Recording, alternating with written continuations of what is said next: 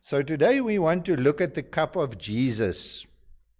There are many metaphors in the Bible that have the real literal meaning as well as a symbolic meaning, such as words like sheep.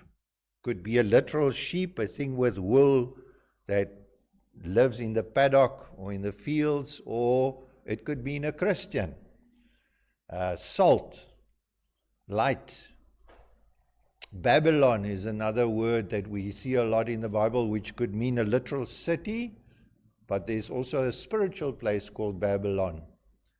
And then, of course, Jerusalem, or the New Jerusalem, or Zion, which is a spiritual idea.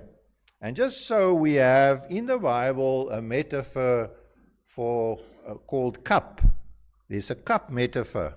And the question we want to ask is, what does it mean? What does a cup mean? And there are two options. A cup can either contain something good or bad. For example, at a wedding, what do? We drink a toast to the bride and the bridegroom. Or in Afrikaans, we say a heildronk, which means a blessed drink. So we drink a heildronk, or we drink a toast and sometimes to the parents as well. We pray, we sing, long will they live, or kinders by dosyne, or something like that we sing. So it's a blessing. But there's also in the Bible an example where cup stands for wrath, stands for God's anger, stands for curses. And so and we'll look at this a bit later on. So there are these two options. We receive the cup of blessing, or we receive the cup of wrath. And these are the two options that are represented in the Word of God. Blessings, God's benevolence, or curses and God's wrath. And we start off with the cups of Passover, or the cups of Egypt, the cups that they instituted in Egypt. Now we need to know that Yahweh, that is the God of the Bible, made certain promises to the people of Israel in Egypt before the Exodus. He made a number of promises, and Jews to this day celebrate those promises. They have a thing called the Passover Seder, or the Passover meal, which they have every year. And during this meal, they drink 4 cups of wine. And it is directly derived from the blessings promised to them in Exodus chapter 6, verse 6 and 7. I'm going to read it to you. God says to Moses, "Say to the Israelites, I am Yahweh, and I will bring you out from under the yoke of the Egyptians. I will free you from being slaves to them, and I will redeem you with an outstretched arm, with mighty acts of judgment. And I will take you as my own people, and I will be your God. And then you will know that I am the Lord your God, who brought you out from under the yoke of the Egyptians." So there are these 4 promises in those 2 verses. And to each of these, the Jews have attached certain blessings, which they celebrate in the 4 cups. Now, there's different ways people look at these cups, but roughly the 4 cups are the cup of sanctification, the cup of setting apart them as a people. Then there's the cup of deliverance, the actual act of delivering them from Egypt. Then there's the cup of redemption. And redemption, just to remind you, is an economic term. It means that something that has been bought with a price in an exchange.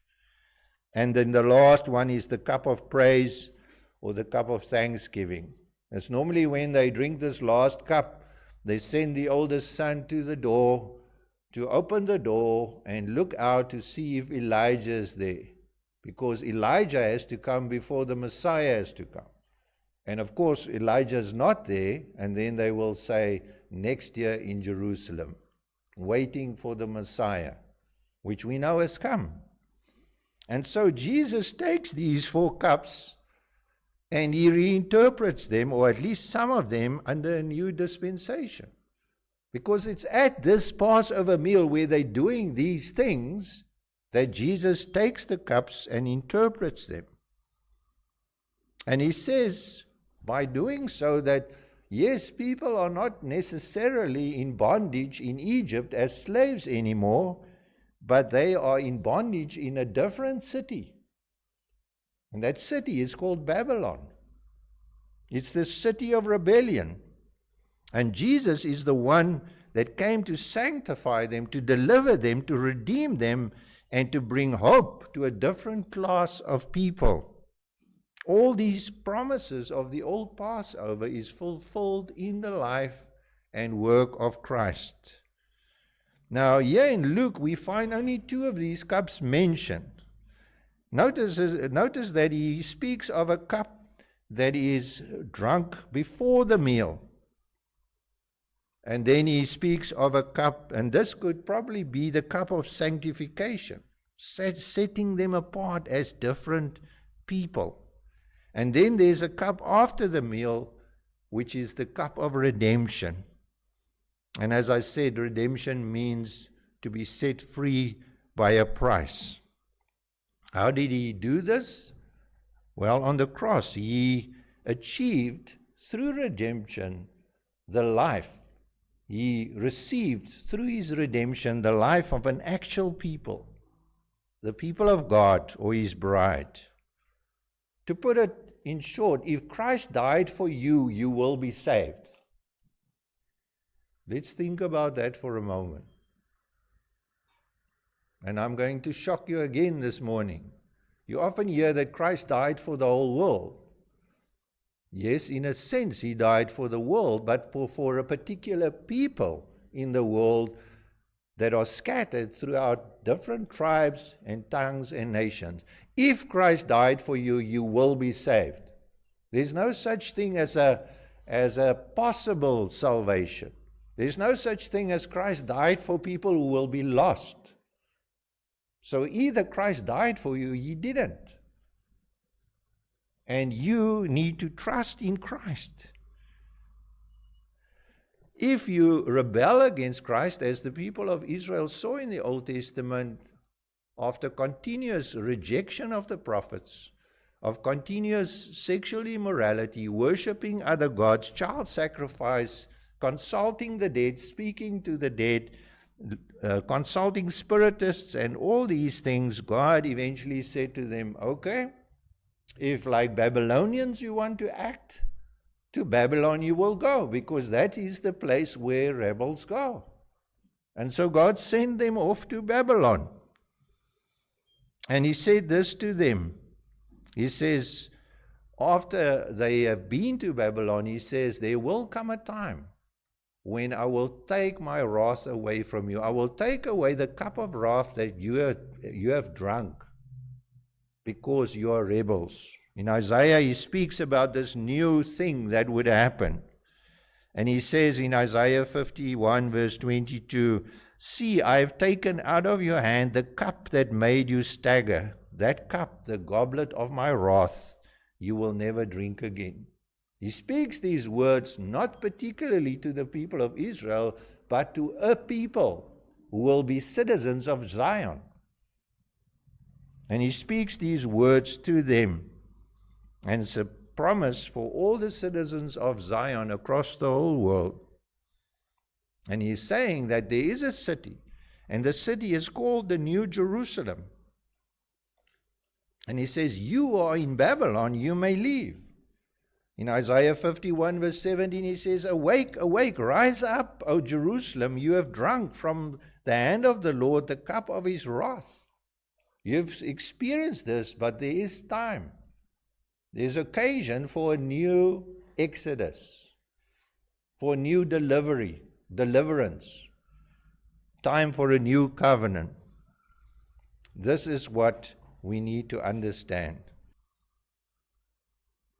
The Jews rebelled continuously against Yahweh in the Old Testament, as I've said, and so they ended up in this place called Babylon. But there is a third cup that we want to mention this morning, the cup of the new covenant. We need to move. And that's the thing we need to understand. We need to move from this place called Babylon to a place called Jerusalem. We need to move from Babylon, the spiritual idea of a city of rebellion, to a city called Zion, or the New Jerusalem, or the city of God, as explained in Hebrews chapter 12, verse 22 to 24. There is this city. And I suppose and I hope that all of you are citizens of that city this morning. The question is, how do we move? How do we move from this one city called Babylon to the city called Zion? Because we have a problem.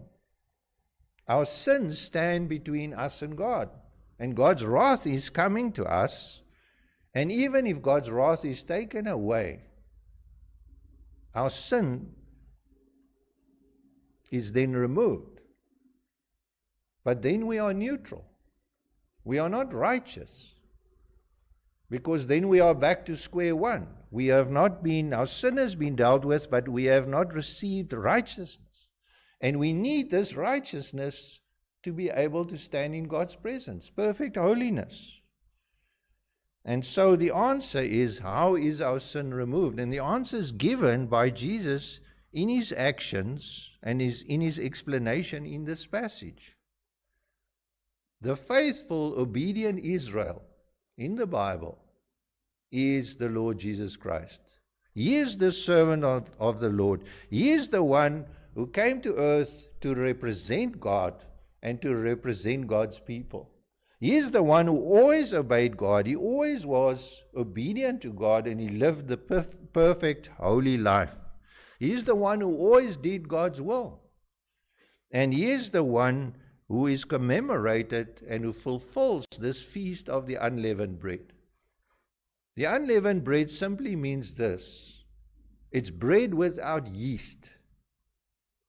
And yeast is symbolic, once again, a metaphor for sin. So when we eat unleavened bread, it means that there is a person who is without sin. Jesus is the unleavened bread. He fulfills that. Notice in verse 1, he says the feast of unleavened bread, the Passover. And verse 7, the feast of unleavened bread. In verse 19, he breaks the bread. This is the unleavened bread, not like the bread we have here. He takes the unleavened bread and he breaks it and gives it to them. And what does he say? This is my body. In other words, this is a bread that contains no yeast. It's the body of Jesus, the life of Jesus, which is without sin. And here's the thing. Jesus lived a perfect and righteous and holy life to store up righteousness. We sometimes forget this part. To store up righteousness for his people. Those very people that he will redeem. And being part of Jesus, in other words, trusting in Jesus, eating this bread, means that we receive this righteousness. We receive a righteousness that we do not possess, a righteousness that is foreign to us, that is alien to us, that is outside of us. The Bible says it's God's very own righteousness. In the Sermon on the Mount or the Discipleship Discourse, it says, seek first the kingdom of God and God's righteousness. We need God's righteousness. It also says that we need to be perfect, as our Father in heaven is perfect, to be able to go into his presence. So that deals with our sin and giving us righteousness. But then there's still the wrath of God. How is the wrath of God turned away? And the answer is, instead of God taking the cup of wrath and placing it in our hand, as he did with the people of Israel in Old Testament times when he sent them to Babylon, as is explained by Isaiah, that cup of wrath is taken away from those who trust in Jesus. In John 18, verse 11, Jesus says, shall I not drink the cup the Father's given me. And that is not a cup of blessing. That is a cup of cursing and wrath. And here's the remarkable thing.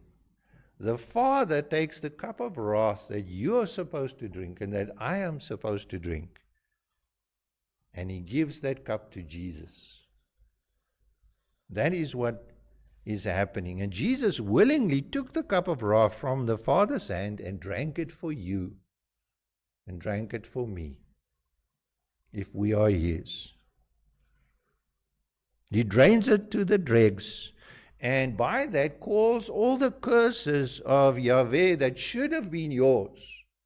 He calls it down upon Himself. And He does so by hanging on the cross and dying on the cross and shedding His blood. But it doesn't end there. He goes one step further. He drinks the cup of wrath on our behalf, and then He offers us a different cup. In verse 20 it says, in the same way after supper He took the cup, saying, this cup is the new covenant in my blood, which is poured out for you. Here is the new covenant, not the old covenant which they made in Egypt. When they left Egypt, the old Passover, and 3 months later, the old covenant at Mount Sinai. Here is a new Passover. Christ will die on the cross, and He is offering a new cup, a covenant, a new covenant in His blood. In other words, in His death, which is poured out for you. My friends, this is what it's all about. This is what Passover is all about. Christ is the unleavened bread, the sinless life that was broken for you. Christ is the one who takes the cup of wrath from God's hand and drinks it to the dregs. And the curses of God falls upon Him on that cross. And darkness fills the earth. And Jesus cries out, my God, why have you forsaken me? But He says there is a new covenant written in His blood.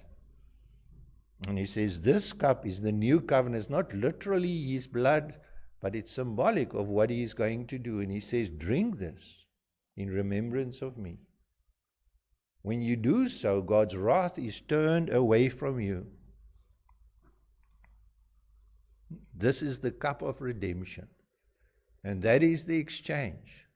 The cup of Jesus is the exchange for the cup of God's wrath. My question this morning is, my dear friend, which cup will you drink? This is the offer today. And of course, it's meaningless just to eat the bread and drink the grape juice. Because if you do not combine it with faith, it means nothing. If it's not preempted by faith, it means nothing. You can't even eat and drink it and say, I believe. No, there has to be faith before you can take this.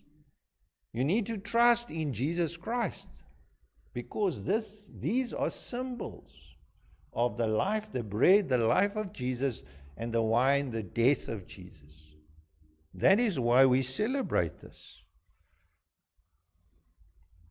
If you eat and drink it in a meaningless manner, not combined by faith, all you do, the Bible says, you eat and drink curses upon yourself.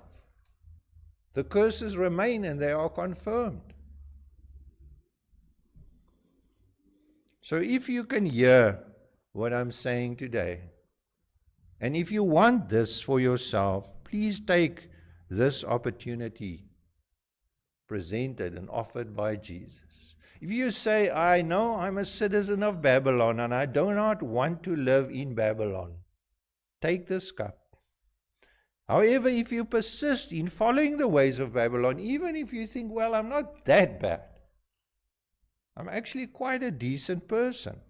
I haven't murdered anybody, I haven't cheated on my husband or my wife, I haven't stolen anything. That's what I often hear. The Bible says the standard is perfection, God's very own righteousness. And if you do not have that, in Revelation 14 verse 10, it says, he too will drink the wine of God's fury, which he has poured full strength into the cup of his wrath.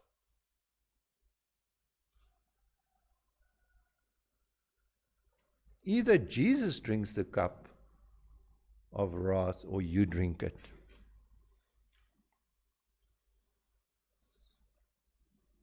In Revelation 16, he repeats this idea and he says, God remembered Babylon. God remembered Babylon. Doesn't mean the bricks and the stones and the roads. It means the people of Babylon, those who make up Babylon. And he says, and he gave her the cup filled with the wine of the fury of his wrath. Or Psalm 75 verse 8 says, in the hand of the Lord is a cup full of foaming wine mixed with spices. He pours it out, and the wicked of the earth drink it down to its very dregs.